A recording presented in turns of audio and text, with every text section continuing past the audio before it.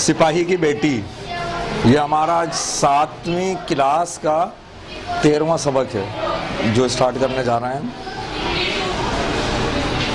اس کے اندر سبق کے ہمارے مقاصد اگر آپ دیکھیے، الٹے ہاتھ پر سب سے ٹاپ پر پہلا مقصد ہے اسلامی تاریخ پر مبنی ناولوں کی طرز تحریر سے واقف ہو سکیں۔ دوسرا مقصد جو ہے وہ ہے اسلامی معاشرت کے اجتماعی اثار سے متعارف ہو سکیں۔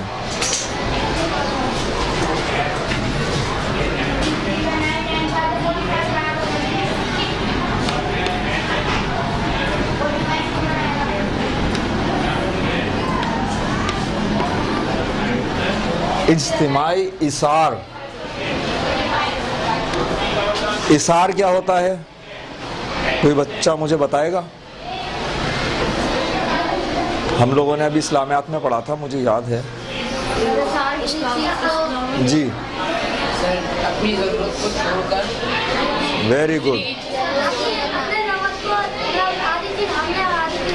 جی ہاں، جس چیز کی مجھے ضرورت ہے، حالانکہ مجھے ضرورت ہے، میرے پاس ایکسٹرا نہیں ہے، اس کے باوجود اپنی ضرورت کو چھوڑ کر دوسرے کی مدد کرنا، یہ آپ کی جو ہے اثار، قربانی اعلیٰ درجے پر آتی ہے۔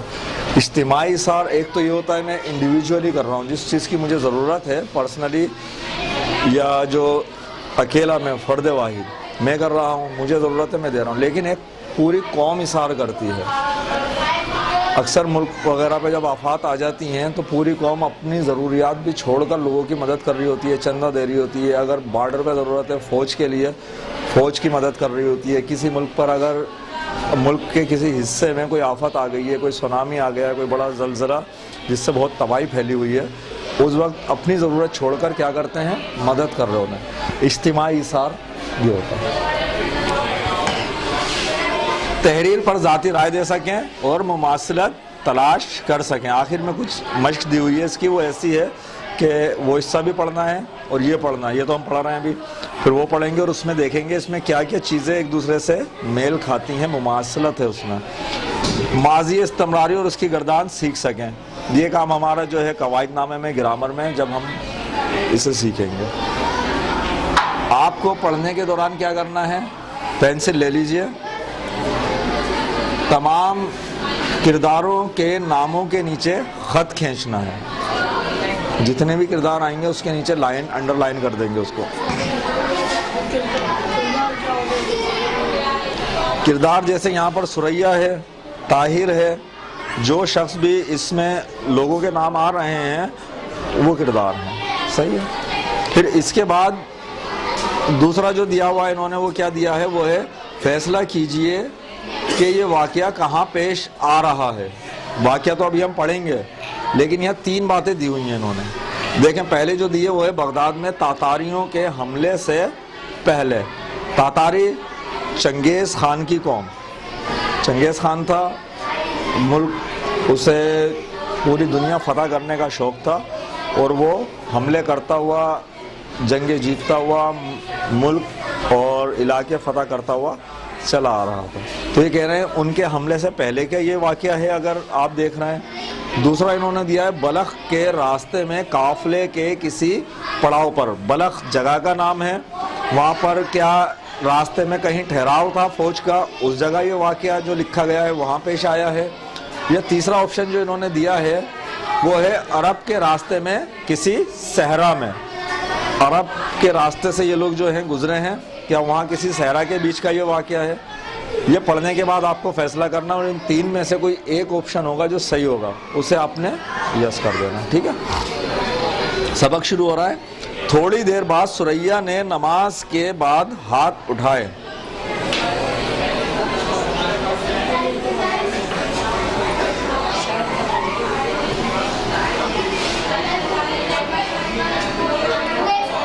یہ 20 سے شروع ہوا ہے۔ یہ دراصل سپاہی کی بیٹی نسیم حجازی صاحب کے ناول آخری چٹان کے 10ویں باب سے لیا گیا ہے، اس کا 10واں باب چل رہا ہے، وہاں سے یہ ایک واقعہ ہے۔ نسیم حجازی صاحب جو ہے 1914 میں پیدا ہوئے ہیں اور 1996 میں انتقال ہوا ہے۔ اردو کے مقبول ناول نگار تھے. انہوں نے زیادہ تر تاریخی ناول لکھے جن میں کیسر و کسرا، محمد بن قاسم اور تلوار ٹوٹ گئی اور قافلہ حجاز شامل ہیں. ان کے ناول آخری چٹان اور شاہین ٹیلی ویژن پر ڈرامہ سیریل کے طور پر پیش کیے گئے ہیں. شاہین پر غرناطہ کے نام سے فلم بنی. خاک اور خون بھی فلمایا گیا. یہ سبق آخری چٹان کے 10ویں باب کا حصہ ہے. ٹھیک ہے. تھوڑی دیر بعد سریا نے نماز کے بعد ہاتھ اٹھائے. دعا ختم کرنے کے بعد اس نے مڑ کر دیکھا تو اس کے پیچھے چند عورتیں کھڑی تھیں. وہ اٹھ کر کھڑی ہو گئی. ایک لڑکی نے کہا ہم رات کے وقت آئی تھیں, آپ سو رہی تھیں, ہم نے آپ کو جگانا مناسب خیال نہ کیا. ہم آپ کی سرگزشت سن چکی ہیں, ہم سب کو آپ پر فخر ہے.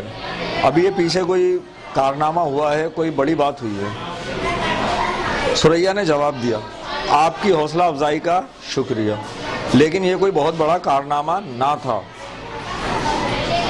ایک عورت نے کہا لیکن یہ سب تاتاریوں سے بہت ڈرتی ہیں, آپ انہیں واز کریں. یعنی کہ تاتاریوں کا کوئی واقعہ ہوا ہے, انہیں واز کریں. واز کہتے ہیں آپ نصیحت, لیکن ایسی جو آپ قوم کے لیے, دین کے لیے, مذہب کے لیے کریں, اس کو آپ واز کہتے ہیں. سریا نے کہا میں واز کرنا نہیں جانتی. اچھا واز, اس ورڈ کو لکھ لیجئے.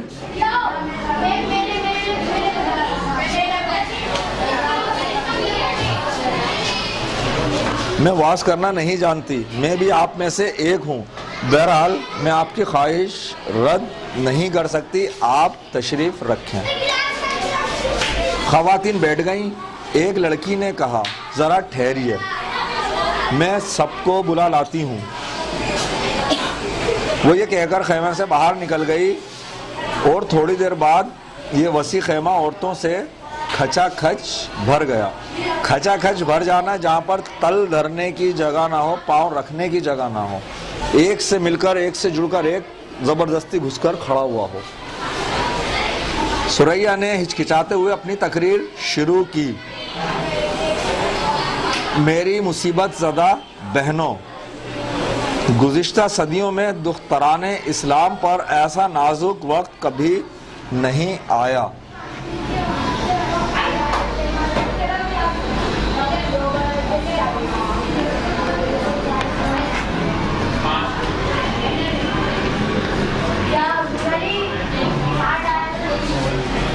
دختران اسلام, اسلام کی بیٹیاں یا مذہب اسلام کے ماننے والی خواتین, ان پر. خوارزم میں ہمارے ستوت کے پرچم ٹوٹ رہے ہیں اور تاتاریوں کی وحشت اور بربریت کا تند و تیز سیلاب خوارزم کے علاوہ ہر اسلامی سلطنت کے لیے خطرہ پیدا کر رہا ہے.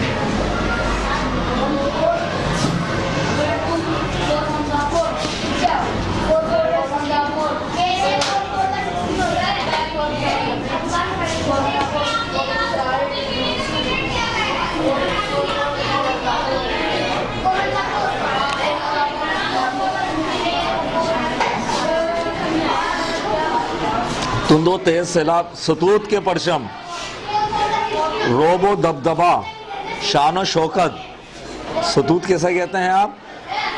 اسلامی ممالک کی ان چنگیز خانیوں سے پہلے ایک شان و شوکت تھی, دبدبا تھا. تمام دنیا پر یہ لوگ جو ہے اپنی آزادی کے, اپنی فتوحات کے پرچم گاڑ رہے تھے اور اسلامی حکومت کر رہے تھے. لیکن جب چنگیز خان نے حملہ کیا ہے, تاتاریوں نے حملہ کیا ہے, تو کیا ہوا, وہ ملکوں کو علاقوں کو رونتا چلا آ رہا تھا. تو اس سے کیا ہو رہا تھا, جو مسلمانوں کا روب دبدبہ تھا, شان و شوکت تھی, جس شان سے وہ حکومت کرتے تھے, وہ ختم ہوتی چلی جا رہی تھی. پھر اس کے علاوہ وحشت, بربریت. وحشت آپ کہتے ہیں دراصل یہ وحشی پن سے نکلا ہے, جنگلی پن سے. بالکل جنگلی جانور جس طریقے سے نقصان پہنچانے میں کسر نہیں چھوڑتے, انہیں اچھے برے کی انسان کی تمیز نہیں ہوتی ہے. بربریت بھی ظلم کی انتہا. ایک ہوتا ہے ظلم, ظلم اس کے لیے چھوٹا لفظ ہے, ظلم جب بہت زیادہ بڑا ہوا, بربریت. وحشت اور بربریت کا تند و تیز سیلاب. یہ جو تند و تیز سیلاب ہے, ایک آپ کا دریا بہ رہا ہے روانی میں, ایک بہت ٹھاٹے مارتا ہوا جو سب چیزوں کو تہس نہس کرتا چلا آ رہا ہے, تباہی پھیلاتا چلا آ رہا ہے. اس کو کہتے ہیں تند و تیز, جس کے آگے کوئی بند کام نہیں کر رہا, کسی چیز سے رک نہیں رہا اور توڑ پھوڑ پھیلاتا ہوا چلا ہے. اس نازک دور میں آپ کے لیے مایوس ہیں کہ فرزند اسلام میں وہ پہلی سی شجاعت باقی نہیں رہی. کس کی بات ہو رہی ہے؟ دختران اسلام کی بات ہو رہی ہے. وہ کہہ رہی ہیں اس نازک دور میں آپ اس لیے مایوس ہیں کہ فرزندان اسلام ہے. فرزندان اسلام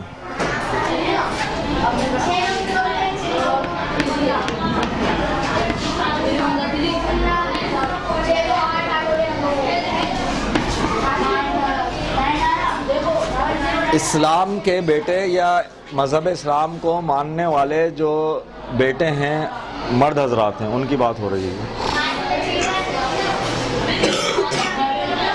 ان میں قرون اولا کے مجاہدین کا سا ذوق شہادت نہیں, لیکن میں پوچھتی ہوں آج وہ خواتین کہاں ہیں جو اپنے شوہر یا بھائی کو میدان جنگ میں پیچھے ہٹتا دیکھ کر خیموں کی چوبیں نکال کر یہ کہا کرتی تھیں کہ اگر تم نے بزدلی دکھائی تو تمہاری کھوپڑیوں کی خیر نہیں.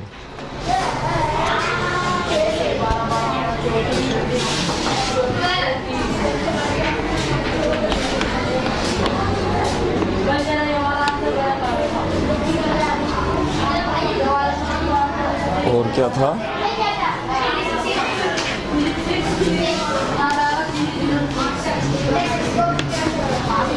شعبیں.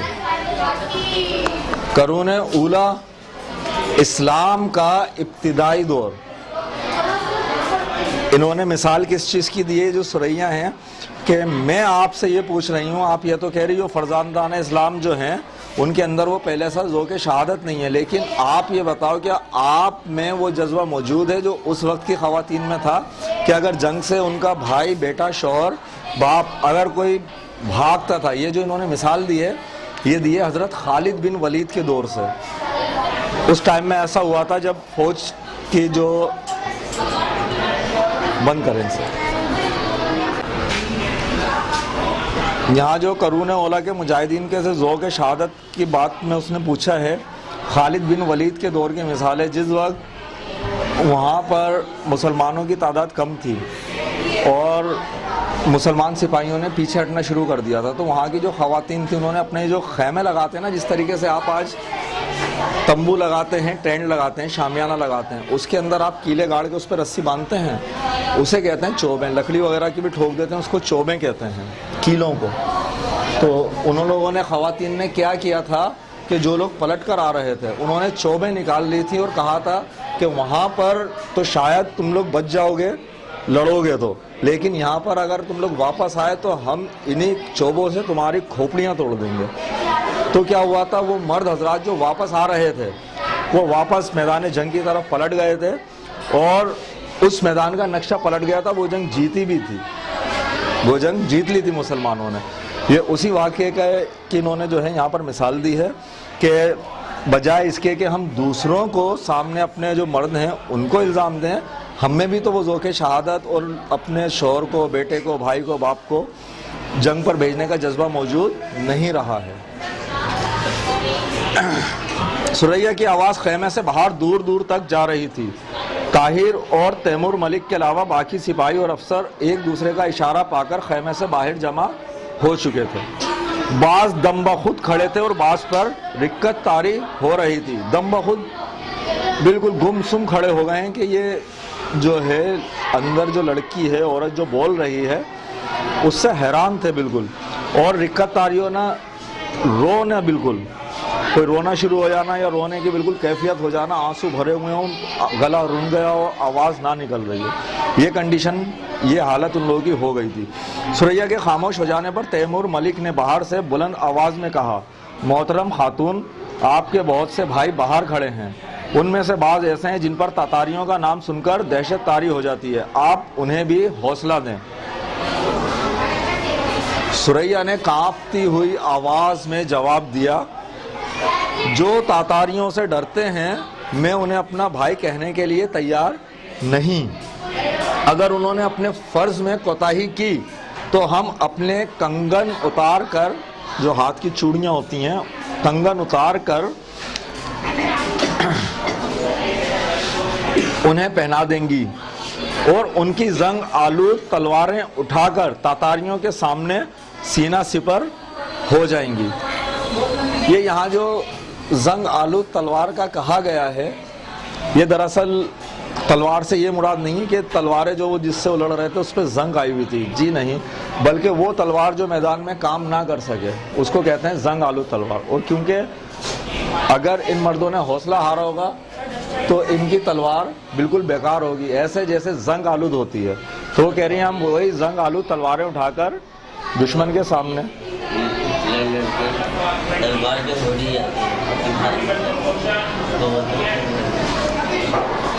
اس کو نہیں، یہاں انہوں نے تشبیہ دی ہے، ٹھیک ہے، سینہ سپر ہو جائیں گے، یعنی کہ ڈٹ جائیں گے، سامنے کھڑے ہو جائیں گے۔ اگر یہ ہماری عصمت کے نگہبان نہیں بن سکتے تو قیامت کے دن خدا کے غیور بندوں کی صف میں کھڑا ہونے کی توقع نہ رکھیں۔